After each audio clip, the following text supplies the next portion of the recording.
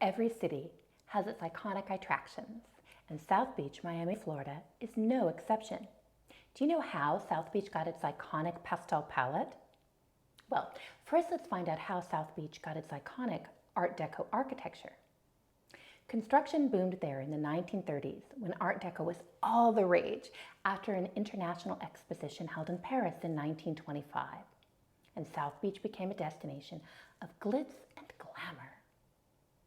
But over the decades, glitz and glamour went elsewhere, and South Beach fell into decrepitude.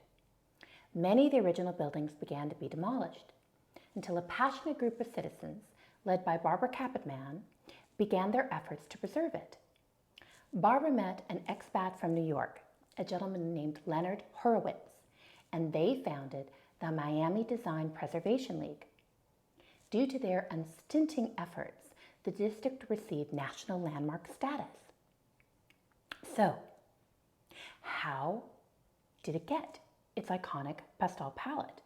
Well, Leonard was a designer. He'd studied architecture, he'd designed furniture, he was a window dresser at Bloomingdale's in Manhattan, and he himself created the 20 colors in the palette.